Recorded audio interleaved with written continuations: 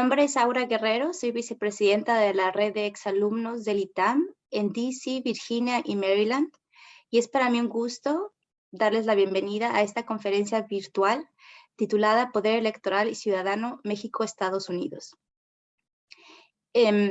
Muchas gracias a todos y a todas por acompañarnos. Es también un gusto para Diego y Mauricio, integrantes del órgano directivo de esta red, estar aquí. Ellos también les agradecemos mucho su apoyo en esta organización de este evento, igualmente a Yair de parte del ITAM. Y por supuesto, muchas gracias a nuestras panelistas de lujo, a Carolina del Ángel y a Claudia Zavala, ambas expertas en temas electorales y de participación ciudadana. Y que menciono también que este evento se organiza de manera conmemorativa del Día Internacional de la Mujer. Queríamos que fuera un evento que estuviera también vinculado con la participación política en México, porque sabemos que este mes, bueno, el mes que va a empezar a partir de mañana será importante en la vida política y nacional de nuestro país. Y bueno, esta red, como muchos de ustedes saben, tiene por objetivo estrechar la relación entre miembros de la comunidad en la capital estadounidense que han sido alumnos o han tenido algún vínculo con el ITAM. Por supuesto que damos la bienvenida a gente proveniente de otras universidades. Y en particular, el objetivo de este evento es fomentar la participación de nuestros integrantes en la vida política y ciudadana de México, a nivel federal y a nivel local. Sabemos que hay elecciones en distintas entidades federativas este año. Sabemos también que habrá un referéndum sobre la revocación de mandato en unos cuantos días. Y bueno, en los últimos años han habido varios cambios que han permitido que los mexicanos que residen en el extranjero puedan ejercer sus derechos a votar y a ser votado. Y bueno, a lo largo de este evento vamos a escuchar dos perspectivas diferentes, una nacional y otra local, sobre las posibilidades que el sistema jurídico mexicano nos da a quienes vivimos en el extranjero para participar. Y bueno, explicaré brevemente la dinámica y posteriormente presentaré a nuestras dos panelistas de lujo. La dinámica consiste principalmente en que cada una de nuestras ponentes tendrá 15 minutos para presentar su participación. Posteriormente se abrirá una sesión de preguntas y respuestas, así como de comentarios. Invitamos a quienes vayan teniendo preguntas que las compartan en el chat. Y bueno, me permito ahora sí presentar a la maestra Claudia Zavala Pérez. Ella nos dará primero la perspectiva federal. Ella es licenciada y maestra en Derecho por la Universidad Nacional Autónoma de México. En su formación profesional tiene estudios en Teoría de la Constitución, Democracia, Género y Multiculturalismo, y cuenta con formación especializada para la carrera judicial. Se ha desempeñado como directora del Centro de Capacitación Judicial Electoral del Tribunal Electoral del Poder Judicial de la Federación y como consejera presidenta del Instituto Electoral del entonces Distrito Federal. De marzo de 2013 a noviembre de 2016, se desempeñó como secretaria de Estudio y Cuenta de la Sala Superior del Tribunal Electoral del Poder Judicial de la Federación. En noviembre de 2016 se integró a la ponencia la magistrada presidenta de la Sala Superior, Janine Otalora Malasis, como secretaria instructora. Y actualmente es consejera electoral en el Instituto Nacional Electoral. Muchas gracias, Claudia, por acompañarnos el día de hoy. Y ahora procedo a presentar a la maestra Carolina del Ángel Cruz, que nos dará la perspectiva local desde el punto de vista de la Ciudad de México. Ella es licenciada en Derecho, especialista en Justicia Electoral y maestra en Derecho Electoral. Estudió la licenciatura en Psicología y el doctorado en Derecho Constitucional y Derechos Humanos. Actualmente cursa estudios de maestría en Psicología con enfoque en Desarrollo Humano. Laboralmente se ha desempeñado como funcionaria en gobierno municipal, como abogada litigante, como asesora en el Tribunal Electoral del Estado de Puebla y en diversos cargos en el Instituto Electoral de la Ciudad de México, en donde hoy ocupa el cargo de consejera electoral del Consejo General. Muchísimas gracias, Caro, por estar aquí, por acompañarnos. Y bueno, ahora procederé a darle la palabra en primer lugar a la consejera Claudia Zavala para que comparta con nosotros la perspectiva nacional. Y antes de hacerlo, nada más quiero invitar a quienes nos acompañan, si tienen preguntas, comentarios, pueden hacerlo al finalizar el evento, al finalizar las dos participaciones, sobre cualquier punto que ustedes consideren. Por favor, Claudia, adelante.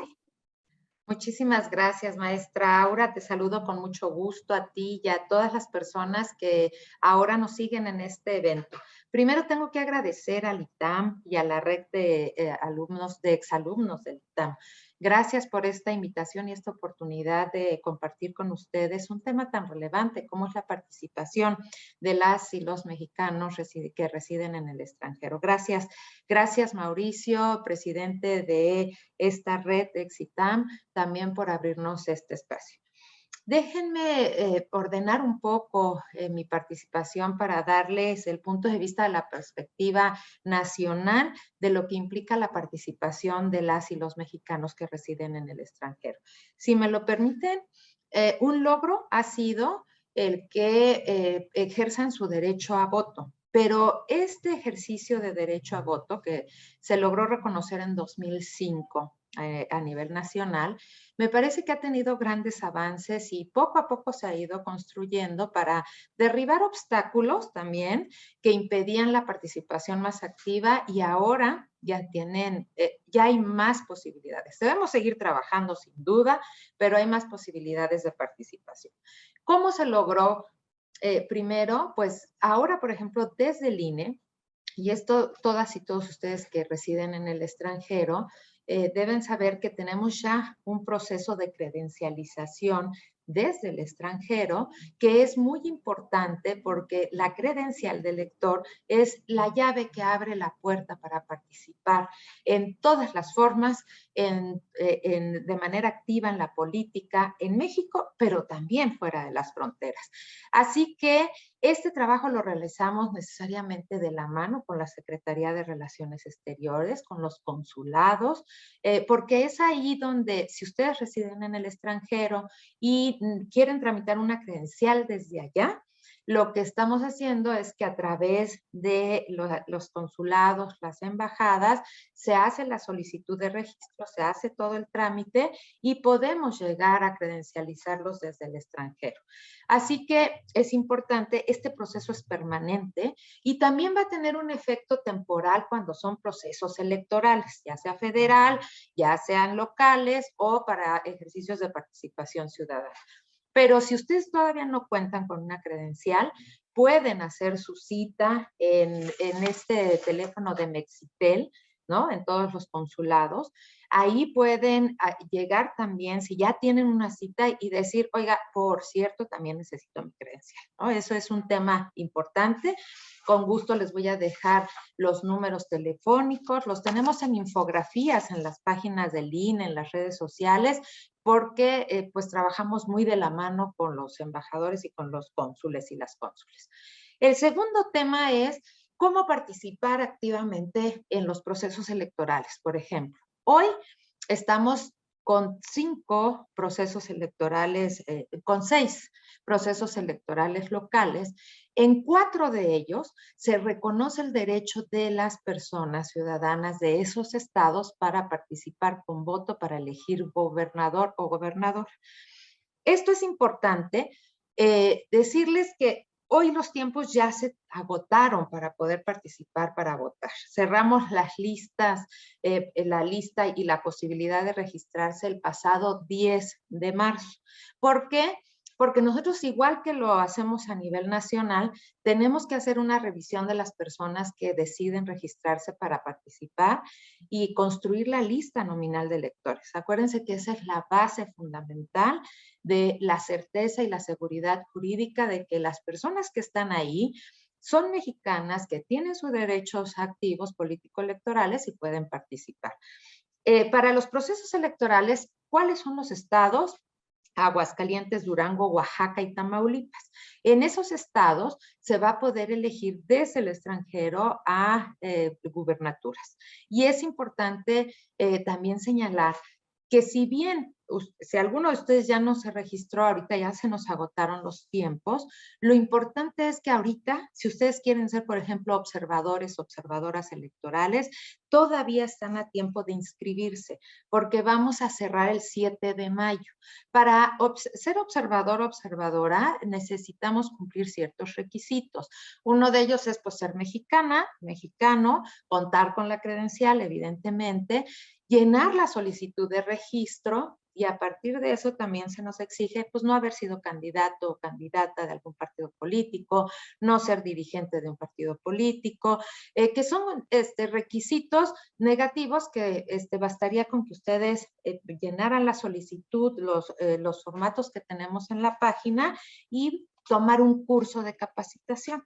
El observador, observadora, pues su nombre lo dice, observa, ¿no? Y el curso de capacitación es decirles cómo son las cosas, la regulación, para que ustedes puedan observar que se lleve a cabo de esa manera. Así que si están interesados, por ejemplo, ahorita la posibilidad de participar, si no se inscribieron, si son originarios de uno de esos estados, ¿no? Y luego, si no se inscribieron para votar, pues pueden hacerlo, sí, todavía para ser observadora, observador electoral. Busquen en la página del INE, observadores.ine.mx, y ahí 2022, y ahí les van a arrojar tanto los formatos como las solicitudes.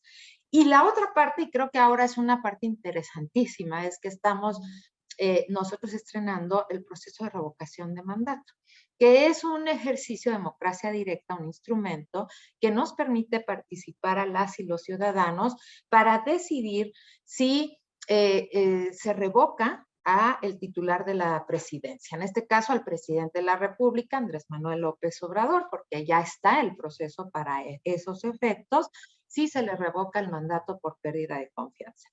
En México hay una coyuntura política muy particular sobre el proceso de revocación de mandato. Hemos tenido bastantes diferencias respecto de la organización. La ley es estricta. Como significa la otra cara de la moneda de la elección presidencial, exige que se lleve con las mismas condiciones de una elección. El problema en México fue que no se administró recurso por parte de la Cámara de Diputados para que nosotros pudiéramos realizar la elección en los términos que nos exige la ley. La ley nos exige que instalemos el número de casillas que igual a la elección presidencial, que corresponde al número de ciudadanos inscritos en la lista nominal, más de 93 millones. Frente a la insuficiencia presupuestal, les comento que ejercimos varias acciones, controversias constitucionales, se llevó a los tribunales y lo que se logró es operar un modelo que no es como dice la ley, pero que genera las condiciones de participación en territorio mexicano y también, por supuesto, para participación de las personas que residen en el extranjero. En los procesos electorales hay dos modalidades de participación, postal y por internet, ¿no? Entonces, en la revocación de mandato solo tuvimos oportunidad de abrir una modalidad, que es el voto por internet. ¿Y por qué? Pues porque los tiempos eran muy cortos. Entonces, el tiempo también ya se agotó del registro.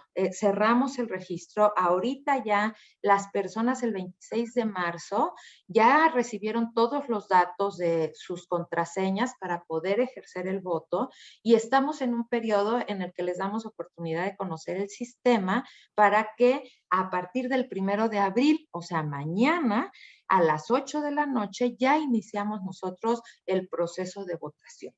Ya ahorita, si ustedes quisieran inscribirse, pues ya están agotados los tiempos, pero todavía pueden ser observadores electorales del proceso de revocación de mandato, porque vamos a cerrar el próximo 3 de abril. Esto es el próximo domingo. Si ustedes están interesadas, interesados, en la página de observadores.ine.mx, revocación de mandato, ¿no?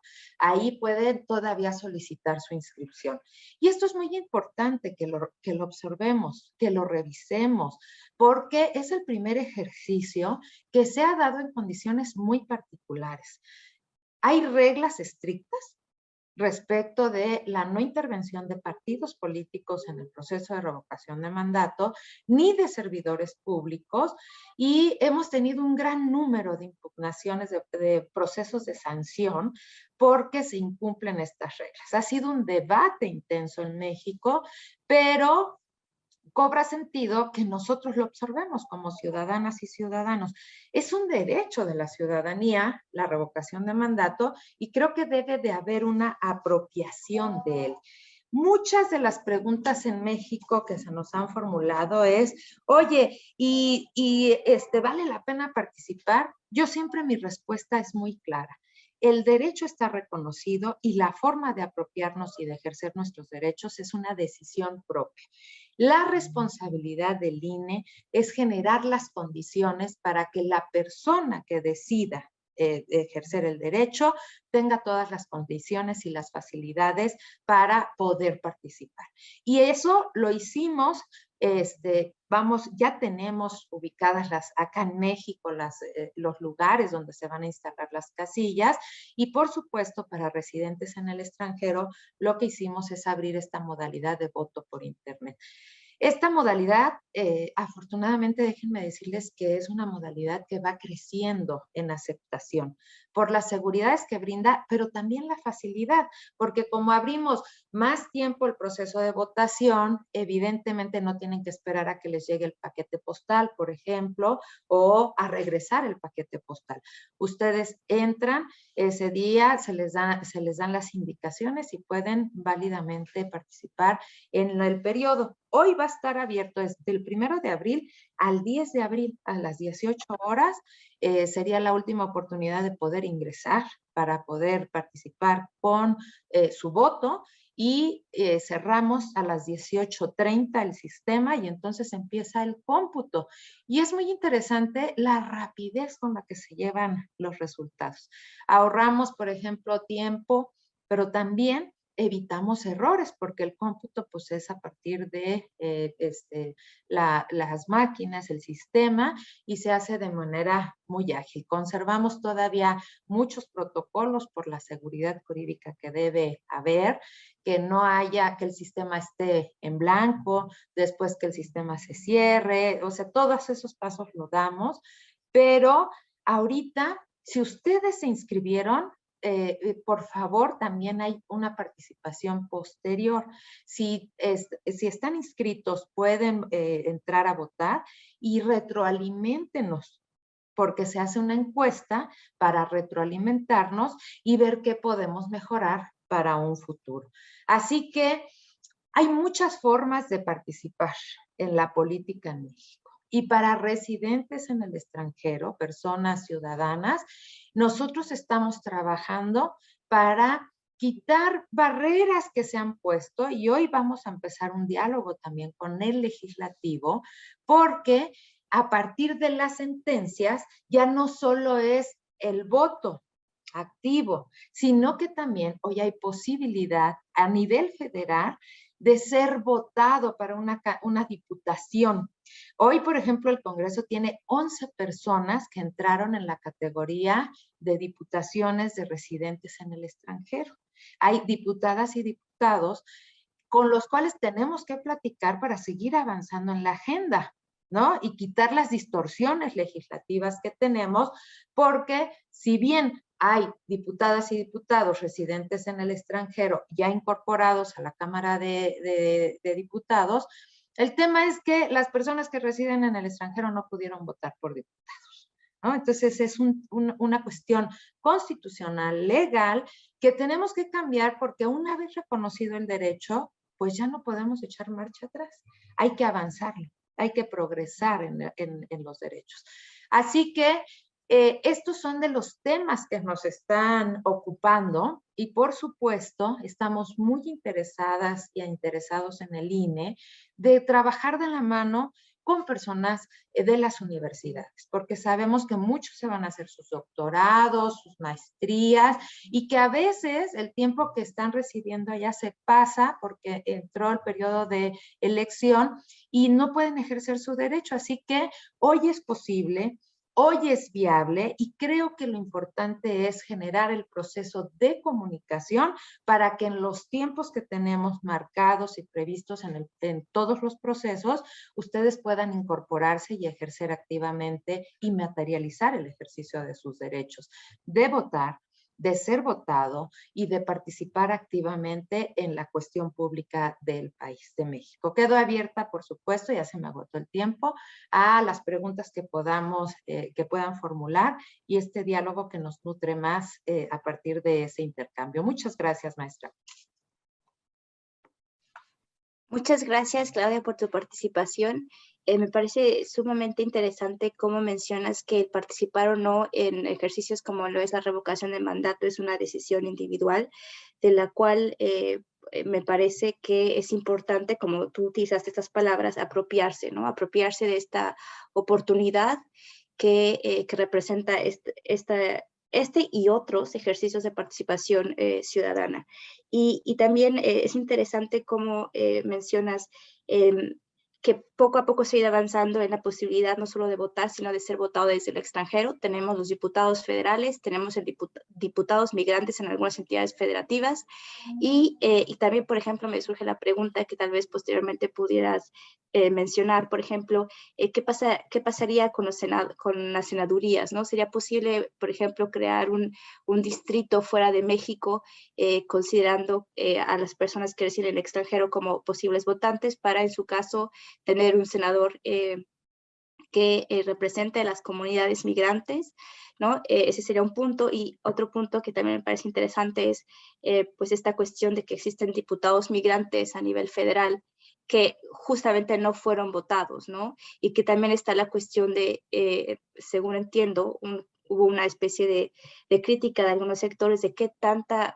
afiliación con las comunidades migrantes tienen o no estos diputados federales que fueron electos por listas presentadas por los partidos, ¿no? Entonces, y también en ese sentido, como tercer punto, me pregunto yo, ¿qué más hace falta para asegurar que tengamos más opción de ser votado y de votar en sus múltiples modalidades? Me pregunto en el caso de ejercicio de participación ciudadana, también me pregunto en el caso de ciertos otros cargos.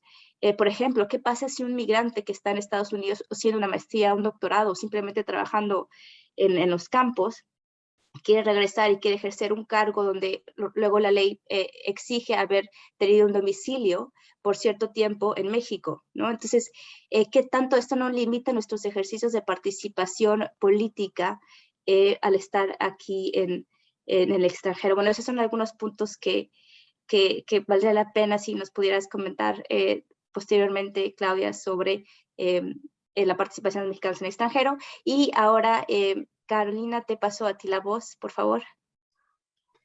Muchas gracias, Aura. Pues gracias por la invitación, gracias a ti, a Litam, a Mauricio Forzán por organizar esto que, como bien decía la consejera Claudia Zavala, es necesario para tener esta comunicación, estos avances en temas de personas pues de la diáspora de México en todos lados, ¿no? Un gusto estar acá también con la consejera Claudia Zavala, a quien aprecio y admiro mucho desde que estaba ella por acá en el otrora IEDF. Y pues bueno, yo me voy a enfocar un poquito en un tema local, por supuesto, pero sobre todo Ciudad de México, ¿no? Y de manera general, yo quisiera comentarles que 22 entidades federativas en este país reconocen el voto de la diáspora, de la ciudadanía residente en el extranjero. Eso es importante, la verdad, que es una pena que no sean todos, sobre todo porque como ya lo vimos ahorita en la participación de la consejera Zavala, pues ya es una realidad a nivel federal. Entonces, esto no debe tardar ya demasiado tiempo en aterrizarse en las 32 entidades. Creo que ese es el primer gran pendiente que queda, que estas entidades que todavía no lo tienen, pues lo adopten, lo arropen en su normativa y lo arropen bien. Voy a hablar ahorita del por qué reiterar, lo adopten bien, porque Ciudad de México lo tiene desde hace un rato, pero ha sido un caos. Entonces, bueno, ese es, creo yo, el primer pendiente, que se reconozca en las 32 entidades. De esas 22 entidades que ya lo tienen, En el año 2021, 11 celebramos comicios en los que se involucró a la ciudadanía desde el extranjero, 11. No es cosa menor, la verdad es que sí fue un gran número de entidades. Y de esas, pues bueno, ¿no? Tenemos, como ya vimos, personas legislando ya en los congresos que representan y vienen de la propia diáspora. Ciudad de México, ya llevamos 3 elecciones en las cuales la ciudadanía desde el extranjero se ha involucrado. Las 2 de jefatura de gobierno, la de 2012 y la de 2021, cada una con diferentes condiciones. Se innovó incluso en materia de votación electrónica. Ha sido de verdad, creo que un trabajo muy de avanzada del instituto local. Y esta que es icónica por lo que representa la de 2018, en donde pues no había elección de jefatura de gobierno, pero por primera vez en la Ciudad de México se eligió una diputación migrante. Es también importante decir que se da en un concepto, en un contexto de pandemia. Sí es importante mencionarlo porque pues las fronteras cerradas, las comunicaciones virtuales, por primera vez se experimentaba la figura con las complicaciones constitucionales de hacer campaña, no hacer campaña, todas estas cosas que sí impactan en un contexto de pandemia. Entonces, sí es importante mencionar que de por sí no estaba también la idea muy clara, la idea de cómo iba, y además nos encontramos con un tema de pandemia. ¿Por qué no estaba tan clara la idea? Pareciera, bueno, a ver, me voy para números primero generales, seguro los tienen, pero creo que es importante mencionarlos. De acuerdo con el informe sobre las migraciones en el mundo, México es el segundo país con mayor número de migrantes en todo el mundo. Creo que ese es un dato importante. ¿Y por qué para México debe ser importante su diáspora? Porque estamos hablando de poquito menos de, si no me equivoco, 12,000 millones de personas mexicanas que residen en alguna otra parte del mundo. Entonces, este dato es importante porque además esto solo es respecto de las personas que nacieron en territorio nacional, en territorio mexicano. Además, está la enorme cantidad de mexicanas y mexicanos de segunda generación y de tercera generación. Entonces, sí estamos hablando numéricamente de una población bastante significativa. Y pues bueno, ante esta cantidad enorme de diáspora, el Instituto Electoral de la Ciudad de México lleva un rato adoptando en la agenda institucional la política de comunicación y vinculación directa y permanente con la diáspora chilanga. Así le decimos, yo espero que no sea ofensivo, ha sido un tema de que si nos gusta o no nos gusta, lo hemos manejado ya como diáspora chilanga de manera general. Bueno, hasta pregunta hicimos a CONAPRED si no se estaba ahí haciendo algo indebido, parece todo ser que no. Entonces, bueno, me refiero a la diáspora chilanga, que es enorme y muy comunicada con el Instituto Electoral de la Ciudad de México. Está inmersa en el programa institucional, la agenda institucional, nuestra área de vinculación, nuestra comisión de vinculación, que la mayoría de los OPLES es vínculo exclusivo con el INE. Acá lo hemos hecho además con otras organizaciones, incluidas organizaciones desde el extranjero. Entonces tenemos incluso una red permanente por ahí de comunicación con la diáspora. Entonces eso nos ha ayudado pues a solventar los problemas que la ley no nos puso fácil. La verdad es que el tener esta comunicación con la diáspora nos ha ayudado a ver las necesidades, a ver el contexto, y en una complicación que les debo decir. Como antecedente, 2017, la Constitución de la Ciudad de México incluye en su artículo 7º, en el numeral 3, que las personas originarias de la ciudad que residen fuera del país tienen derecho a votar y a ser votadas en elecciones locales. Aquí ese boom del que hablaba la consejera Zavala, del que hablabas, Aura, tú también, es necesario. Ya no solo tengo el derecho a votar, sino también a ser votada, a ser votado y pertenecer a representar, pues, ¿no? A la ciudadanía como cualquier representante popular. Y entonces, así, de manera general, nos dice la Constitución, y en el Código de Procedimientos Electorales se precisó este derecho a través de la Diputación Migrante. Entonces, la ley, la normativa local regula la Diputación Migrante y se definió a esta figura como la persona residente en el extranjero que sea originaria de la Ciudad de México y que va a ocupar el cargo por el principio de mayoría relativa. Primer gran problema que nos puso la norma. Suena padre porque creemos que mayoría relativa nada más es, pues se vota por mayoría y ya. Implica una circunscripción, implica un ámbito geográfico, implica muchas cosas que no estaba contemplado en la norma. Primer problema, en Ciudad de México tenemos 66 diputaciones, 33 de mayoría y 33 de representación proporcional.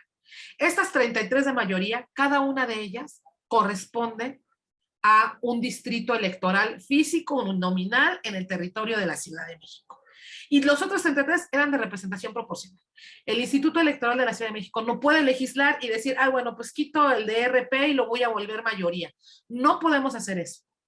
Sin embargo, pudimos hacer una figura híbrida que debo decir, se avanzó mucho antes, la Constitución es del 17, hicimos estos trabajos previos con un grupo técnico de especialistas en migración, en geografía electoral, en distritación, expertas y expertos que nos ayudaran con todos los temas que tenían que ver en aterrizar una figura que no estaba del todo adecuada, que sigue sin estar del todo adecuada en la norma local. Entonces, estas personas expertas lo que nos dieron como mejor opción, y de verdad me parece que no había otra, es que el espacio se ocupara de entre los 33 de representación proporcional, pero que la votación fuera por mayoría para dar cumplimiento a lo que, por supuesto, dice la propia Constitución y además a la propia naturaleza de una votación en donde quiera que sea, ¿no? Entonces, esa fue la opción final. Sí, se va a ocupar el espacio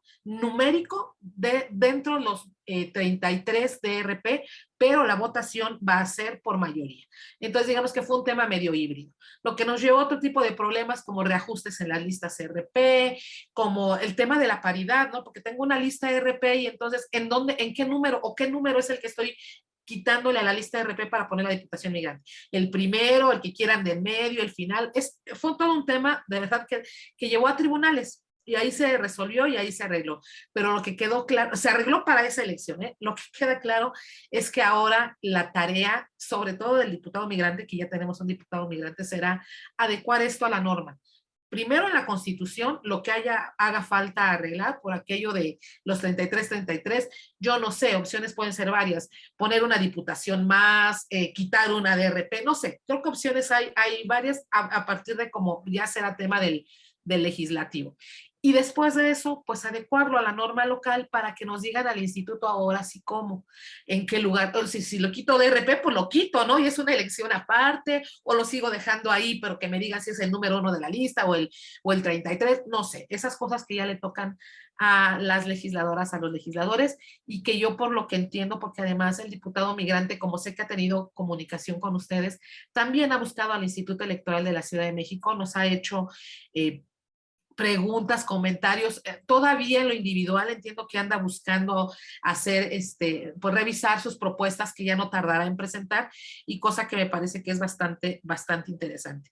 Aspectos a los que nos vamos a encontrar, pues es que normalmente es más fácil hacer la elección con Estados Unidos, no me lo va a dejar mentir la consejera Zavala, pues la cercanía y además la cantidad numérica de personas mexicanas en el extranjero, la mayoría están ahí. Pero bueno, no nos debemos olvidar justo que este tema está, si me lo permiten decirlo, circunscripción universal, pues es eso, ¿no? Ahora sí que es al revés, es todo el mundo menos México. Entonces, eso nos hace, pues también deber tenerlo presente para el momento de que se legisle. Sé que a nivel federal también fue la elección por sentencias, todavía no está adecuado en la norma como se necesita, pero pues la buena noticia es que es un tema de derechos humanos, ya se avanzó y no hay forma de echar vuelta para atrás.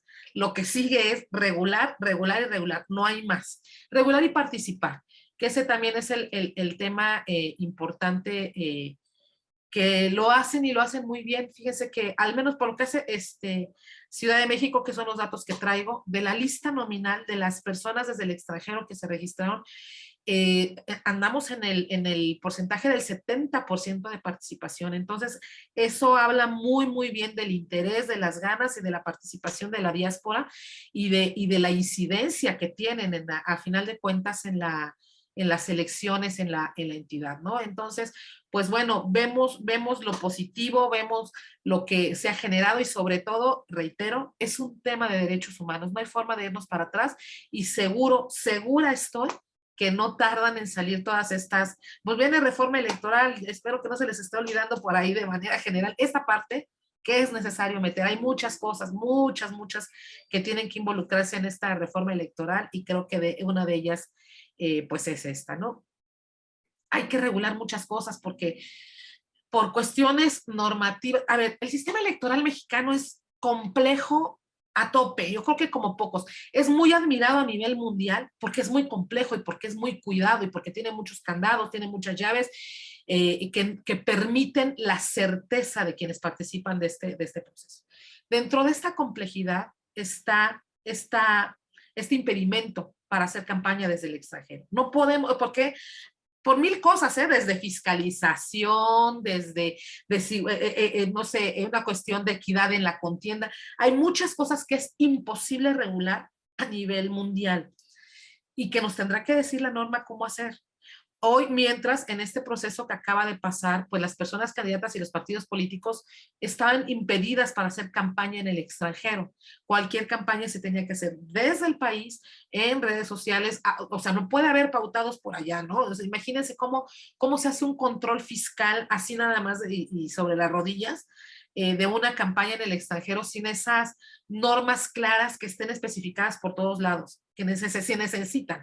Esas son las normas que se necesitan. Revisar, más que posicionarme, yo creo que sí hay que revisar si es viable, en su caso, hacer esta campaña desde el extranjero, porque al final de cuentas es allá donde se vota. Es necesario hacer esa revisión, definitivo, y con esos candados y con esos cuidados que se hacen y que se cuidan en México, ¿no? La fiscalización electoral en nuestros procesos es compleja, es exhaustiva, es ardua y no podría perder esas características en caso de hacerse desde el extranjero. Entonces es un tema, creo yo, que también es necesario revisar. La residencia, justo lo decías, ahora es un tema aquí y allá. ¿No? Quiero ser candidata, quiero donde sea, es un requisito de elegibilidad. En el caso de Ciudad de México pusimos que fueran 2 años, se hizo un balance, un estudio, una discusión muy grande sobre la cantidad de tiempo y en comparación con las que se requieren para cargos acá también en la Ciudad de México y haciendo la medición de las diferencias. Pero bueno, es cierto, hasta dónde esta residencia pega o no pega, ¿no? Y luego a veces también en el tema desde el extranjero, esta residencia, pues no necesariamente es en contextos legales, en contextos formales, ¿no? Entonces, todo eso también es algo que se tendrá que ir regulando. Y pues bueno, también pues ya reiterar que hay que determinar si va a ser por mayoría, si va a ser por RP, de dónde los tomamos, si le aumentamos el número a las diputaciones, no sé, si reducimos en un espacio para que haya otro. Todo eso es lo que tiene que quedarnos muy claro a las autoridades para poder seguir avanzando en esto que como decía, ya empezó, ya caminó, ya va para adelante, no se va a detener. Y como no se va a detener, lo que necesitamos es que sea amigable para todo el mundo, sobre todo para quienes están allende las fronteras, en donde de por sí la distancia ya complica las cosas y pues quienes estamos de este lado nos toca facilitarles ese entorno y facilitarles las condiciones pues para que sigan participando con esa calidad de ciudadanía mexicana que tienen. Yo dejo hasta aquí y quedo atenta a cualquier cuestionamiento que se quiera realizar. Muchas gracias. Muchas gracias, Caro, por tu participación. Me parece súper interesante que fue en las pasadas elecciones donde tuvimos por primera vez un diputado migrante en la Ciudad de México, ¿no? Y que a pesar de todos los retos que implicó esta figura, el Instituto de la Ciudad de México logró sacarlo. Y creo que el Instituto de la Ciudad de México siempre ha demostrado estar a la vanguardia en lo que es el ejercicio al derecho a votar desde el extranjero, desde que Claudia incluso estaba como consejera, ella ahorita tú como consejera que has impulsado también la otra parte del derecho a ser votado. Y estos retos que comentas, ¿no? Sobre la posibilidad que tienen los candidatos de hacer campaña en el extranjero es súper importante, porque ¿de qué manera puedes asegurar que el candidato tenga efectivamente ese contacto con la mayor población mexicana, que no necesariamente es aquella que tiene acceso a ciertas redes, a cierto tipo de información, y al mismo tiempo cumplir con esas reglas de fiscalización tan complejas, ¿no? Entonces, creo que es un reto, y también es un reto asegurar que el diputado migrante o la figura del diputado migrante pueda ser ejercida en pie de igualdad con otros diputados del Congreso de la Ciudad de México. Por ejemplo, me pongo a pensar el tema de el diputado, la figura del diputado o la diputada tiene que ver con la cercanía que tiene con la ciudadanía. Si el diputado migrante no puede estar de manera constante viajando, conociendo a la gente a la que representa en las distintas ciudades, de qué manera puede efectivamente considerarse como representante de esa comunidad. Y esto lo menciono en particular porque pues existe una ley interna del Congreso de la Ciudad de México que exige que los diputados estén siempre presentes en las sesiones, que cumplan con ciertas normas internas que deben de tener, me parece personalmente, cierta flexibilidad con la propia naturaleza del diputado, la diputación migrante, ¿no? Y bueno, ahora vamos a abordar algunas de las preguntas que quienes nos acompañan mencionan en el chat. Y una de ellas es, les gustaría entender cuál es la lógica para que la gente que radica en el extranjero pueda votar.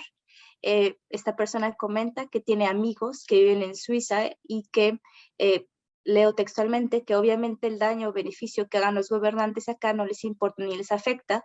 Todavía podría justificar el que voten aquellas personas que en algún momento van a regresar al país. O sea, en concreto entiendo que el sentido de esta pregunta es por qué alguien que vive en el extranjero, que tal vez no tiene la intención de regresar a México, puede votar. Entonces, esta sería la primera pregunta que, si te parece, Claudia, pudieras tú abordar. Claro que sí, Aura, con mucho gusto. A ver, voy a hacer una explicación atendiendo también a las interrogantes que tú me formulaste, yo creo en segundo lugar, pero primero esta que nos están planteando. Ese es el tema de discusión básico del reconocimiento de los derechos de quienes residen en el extranjero. Se ha preguntado por qué es necesario y por qué debe de darse ese derecho cuando se alejan de México. Pues yo estoy convencida que la respuesta es clara. Tú eres mexicano y mexicana donde estés y tus derechos van contigo, ¿no? Entonces, sí es cierto que en algún momento te alejas de lo público de tu país, sí, te alejas en la medida que tú quieres alejarte, porque nuestra diáspora, principalmente, por ejemplo, en Estados Unidos, pues envían recursos económicos que son muy significativos para México. Tienen cuentas también porque tienen un enfoque de familia o con la intención de regresar. Y también es cierto que hay gente que dice, yo ya no quiero saber más. Eso es cierto. Pero esa decisión personal no tiene que irradiar el ejercicio de los derechos como lo tenemos. Volvemos a lo mismo. Tú decides cómo apropiarte y cómo ejercer tus derechos. Tú eres el dueño de esas decisiones. Pero eso no quiere decir que esté limitado para los demás. Eso es importantísimo con el enfoque de los derechos humanos. Creo que en este mundo globalizado tenemos que las personas vamos, y no digo, bueno, es que ya pasé la frontera y voy a dejar este derecho acá. No, vamos con todo y todo, ¿eh? Entonces creo que más allá de la decisión individual, lo que en lo colectivo debe prevalecer es esas garantías de los derechos humanos, estés donde estés, y de todos tus derechos. Así lo veo yo, podemos pensar diferente, pero justamente la pregunta que nos hacemos, miren, nosotros tenemos millones de personas, sobre todo en Estados Unidos, que es donde hay más mexicanas y mexicanos establecidos. ¿Por qué solo tenemos credencializados a 1.200.000 en todo el mundo? A lo mejor porque falta información o a lo mejor porque hay gente que dice, yo ya no quiero y no quiero hacerlo, ¿no? Pero ¿existe la posibilidad de participar activamente? Sí, ahí está. Ahí está garantizado, vamos a mejorar procesos, podemos mejorar, pero ahí está. Y esa es la decisión personal. 2, ¿cómo hemos avanzado? Y esto creo que lo debemos de tener muy presente. Se luchó primero nada más por el derecho a voto, ¿no? Y eso implicaba que tenías que llevar contigo, fuera la condición de migrante que fueras, si fueras legal o no legal en un país, tu credencial, tu acta de nacimiento, tu todo, ¿no? Cosa que a veces sabemos que eso no es posible, sobre todo cuando estamos frente a una migración que no se da de forma legal, ¿no? Entonces, esa ausencia de documentos impedía que se ejercieran los derechos, claro. Hoy se abrió ese espacio. Hoy ya puedes tener la llave, que es tu credencial de elector, tramitada desde allá. Ya no tienes que venir a México, sobre todo si tienes una condición ilegal de residencia, ¿no? Esa es una parte muy significativa para votar. Ahora, para ser votado, bueno, ahora tú planteabas senadurías. ¿Cuál es nuestro modelo? Nuestro modelo es que las mexicanas y los mexicanos pueden votar por presidente de la República a nivel federal y por senadores y senadoras. Ese es nuestro modelo, nuestro sistema. ¿Cómo se transformó con las sentencias? Hubo un litigio estratégico de 3 personas, si no mal recuerdo, y estas personas dijeron, oye, pues es que también yo tengo derecho a ser votado. Y debe de reconocerse que la comunidad migrante es un grupo en minoría que debe de tener un enfoque y una perspectiva específica y que necesitamos estar allá para poder incidir en la agenda que garantice nuestros derechos. Por eso se incluyó una acción afirmativa. Por eso dijimos, bueno, pues van a poder ser votados, porque hubo una sentencia que lo reconoció, ¿no? ¿Entra en tensión con nuestro derecho? Sí, sí entra en tensión con nuestro derecho. ¿Por qué? Porque en la Constitución, en las leyes, se reconoce solo votar por presidente y senadores y senadoras. Ahora, ¿eso impide? No, porque construimos el camino. ¿Cuál fue el camino? Estas listas de representación proporcional, que son las listas del cúmulo de votos de los partidos, ¿no? Donde los partidos con su bonchecito de votos asignan unas personas, registran unas personas y a esas personas les va a tocar, una vez desarrollada la fórmula, pues alguno de los cargos de los que tiene derecho el partido. A lo mejor no es el modelo ideal, pero es como le dimos la forma para que pudieran incorporarse varias categorías. Fueron, en federal no es migrante, es residente en el extranjero. Y ahorita voy a tocar el tema de residencia. Entonces nosotros tuvimos a personas residentes en el extranjero, a indígenas, a diversidad sexual y también tenemos afromexicanas y tenemos personas con discapacidad. Todas esas en la lista de RP. Y lo que dijimos es, tu partido dentro de los 10 primeros lugares registra a personas con esa cualidad. Por eso entraron personas que residen en el extranjero.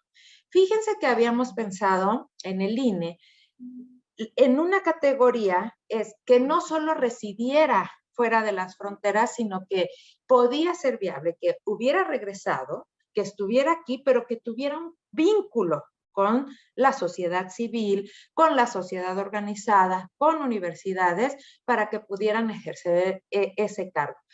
El tribunal dijo que no. El tribunal sí especificó, en el caso de las diputaciones federales, que deben de ser personas que tengan su residencia fuera de México. Ese fue un requisito en nosotros, en federal. Entonces, aquí viene un gran tema. A ver, si vemos con una perspectiva migrante, ¿vamos a tener el mismo análisis de los requisitos? Obviamente no. Obviamente la residencia, no les podemos exigir que sean residentes de México cuando es una categoría que es de residentes en el extranjero. La residencia se tiene que analizar en la perspectiva que nosotros estamos trabajando. Y el diputado o diputada necesariamente pues va a estar en México y va a estar fuera de México, porque esa es la propia naturaleza. No va a dejar, por ejemplo, un diputado o una diputada con doble nacionalidad, ¿no? En estricto, la Constitución diría, tiene que renunciar a la otra nacionalidad. En una categoría de residente, ¿eso lo vamos a exigir?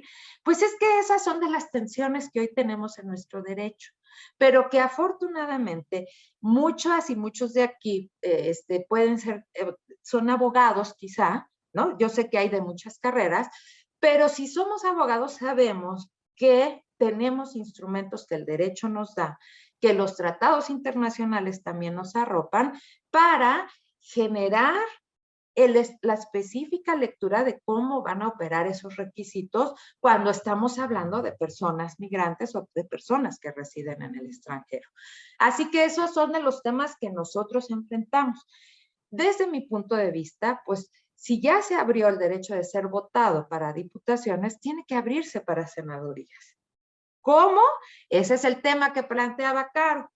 Desde la autoridad electoral, las únicas herramientas que yo tengo posibles, porque no puedo hacer una circunscripción especial, eso no está dentro de mi campo, eso le tocaría al legislador, y créanme que no se han puesto de acuerdo, pero sí puedo en estas listas de representación proporcional exigir una acción específica para que puedan incorporarse. ¿Cuál es la importancia de que estén incorporados en la Cámara de Diputados y la Cámara de Senadores? Que son esas voces las que pueden impulsar agendas que derriben los obstáculos que tenemos para la participación en todo sentido de las personas que residen fuera de las fronteras mexicanas, que están afuera. Entonces, eso es la importancia.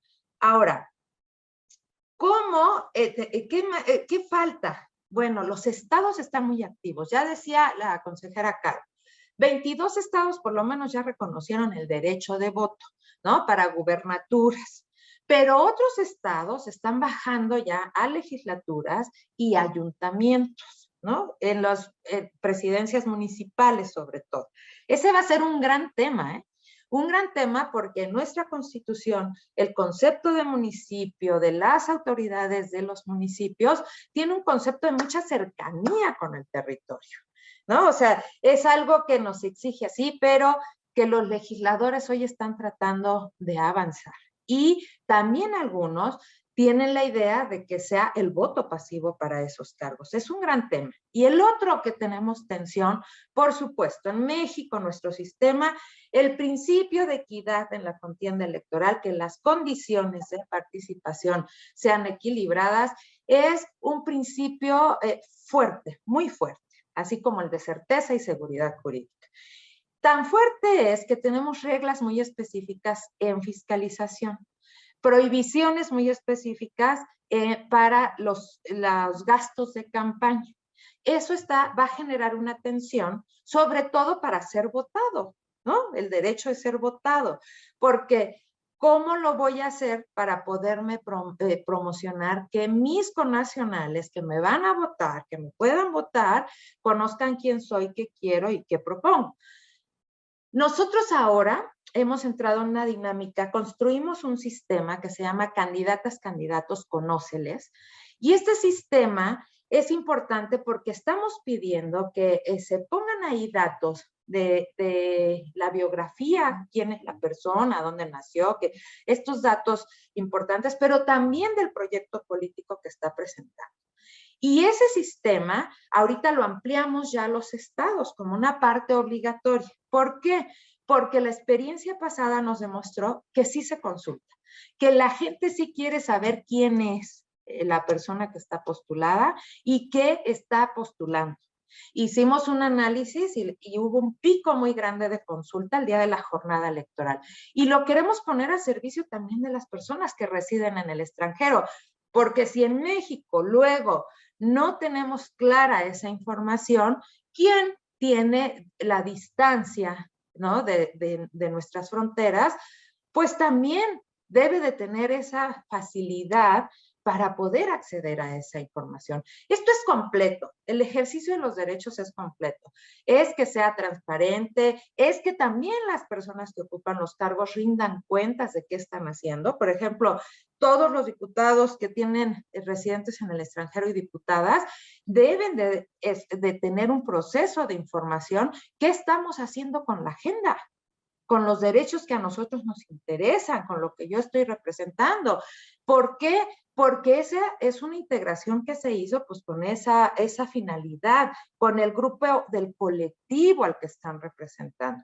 Entonces, si ven ustedes, claro que tenemos muchos retos en nuestro sistema, muchos, muchos. Pero lo que también les quiero decir es que tienen autoridades bien echadas para adelante. Los institutos electorales, tanto el nacional como los locales, nos hemos dado a la tarea, porque así es el materializar los derechos, de buscar los esquemas para ser efectivos, para esa eficacia de los derechos. Y nos impugnan, y se van a los tribunales, y en los tribunales a veces nos acompañan, a veces nos dan a ver cómo le tenemos que hacer, pero tienen autoridades echadas para adelante. Porque también los legisladores tardan en generar el proceso de consenso. Y es natural, las cuestiones de política se consensan, se trabajan, se ven cosas más amplias, pero las autoridades nos ha tocado materializar y ahí están los resultados. Lo que les quiero decir con esto es que nosotros estamos muy comprometidos para trabajar de la mano con todas y todos ustedes para avanzar en los derechos. En la medida que ustedes quieran participar, nuestra responsabilidad es que todo esté puesto para que ustedes tomen la decisión y puedan ejercer libremente sus derechos político-electorales. Creo que hasta aquí le dejo para dar espacio a más intervenciones. Gracias, Aura. Muchas gracias, Claudia, por responder tantas preguntas que estaban ya puestas en el chat en este momento. Me gustaría, no nos va a dar tiempo de responder todas las que están en el chat, pero hay una que es bastante interesante y que no se ha tocado a lo largo de este evento, y es que Gildardo Zafra nos pregunta si en las elecciones de 2024 para diputados locales en el Instituto Electoral de la Ciudad de México y el INE van a permitir candidatos independientes sin afiliación partidista, o bien qué ruta se debe seguir para crear, por ejemplo, un partido migrante de acuerdo con los lineamientos y tiempos del INE y que nos permita competir sin tener que depender de los sistemas de elección interna de un partido dado.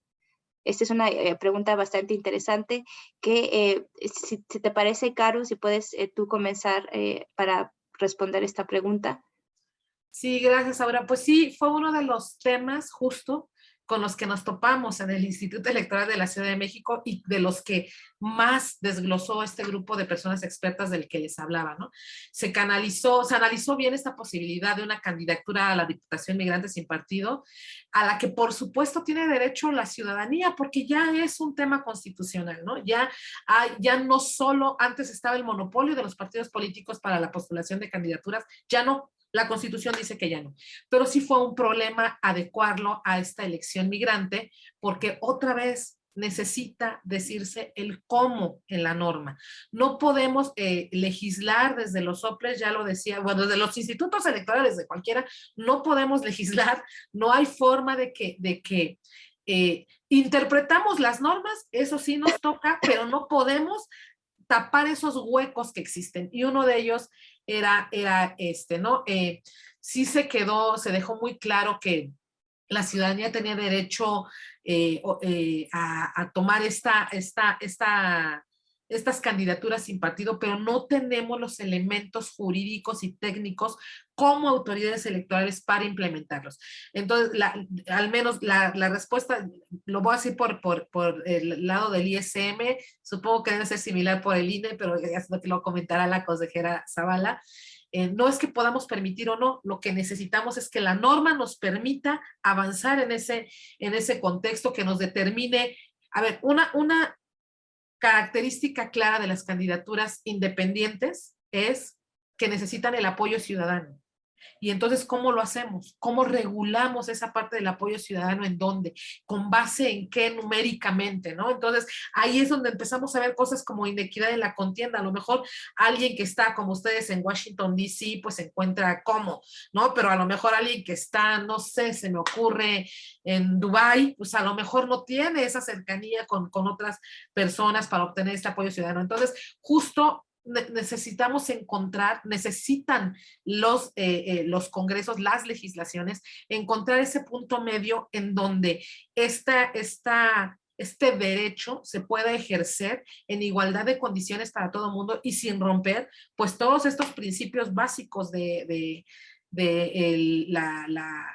la cuestión electoral, ¿no? Entonces, ¿qué nos gustaría? Sí, fue un tema, por supuesto, que se discutió como necesario, como necesidad, que la ciudadanía allá en de las fronteras, pues sí pueda hacer uso de su derecho a ser votada, a ser votado, sin la necesidad de los partidos políticos, pero de momento, así como se dio todo esto de carrera y de atropellado, la única opción viable fue a través de la bandera de cualquiera de los partidos políticos.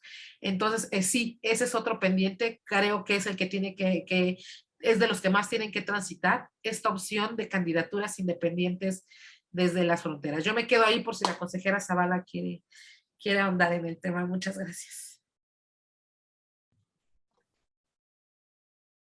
Perfecto, muchas gracias, Caro. Bueno, ya se nos está acabando el tiempo y creo, bueno, me parece que muchas de las preguntas que fueron presentadas en el chat ya fueron atendidas y resueltas, pero si no, les queremos comentar a nuestra audiencia que cualquier otra pregunta que ustedes tengan nos la pueden hacer llegar y podemos nosotros tener contacto a través con Carolina o con Claudia a través de redes sociales y conseguir esa respuesta, porque lo que queremos es precisamente crear esa cercanía entre las autoridades electorales y autoridades de representación política que están en México, a efecto de que nosotros podamos seguir participando, ¿no? Y quiero mencionar brevemente que, como ya decía Claudia, aunque ya pasó el tema, la fecha límite para registrarse para participar en las elecciones locales y en el proceso de revocación de mandato, todavía existe la opción de participar como observador o observadora electoral. La fecha límite es el 3 de abril, es pronto, pero todavía existe. Y es importante, un poco para cerrar, apropiarse de estos espacios de participación ciudadana, porque también el ser observador es un espacio de participación ciudadana, y mencionar que las y los mexicanos que vivimos en el extranjero, sin importar el estatus, digamos, legal que tengamos en los países de residencia, en particular Estados Unidos, doble nacionalidad, que es algo que mencionábamos ambas, todos aquí, es que tenemos el derecho a seguir participando, por más que no estemos viviendo en ese país, los derechos que tenemos, nuestra ciudadanía se viene con nosotros, ¿no? Entonces, pues queremos agradecer muchísimo a Claudia y a Carolina por su tiempo, por hacerse, ahora sí que este espacio es importante y nos estamos apropiando de este espacio y queremos hacer más eventos a través de esta red y de otros grupos de mexicanos que estamos en esta zona noreste de Estados Unidos. Y pues agradecerle a ambas, a Claudia y a Carolina, por supuesto a Mauricio, a nuestro compañero Diego y a Yair por todo el apoyo. Y gracias a todos los que nos acompañaron el día de hoy.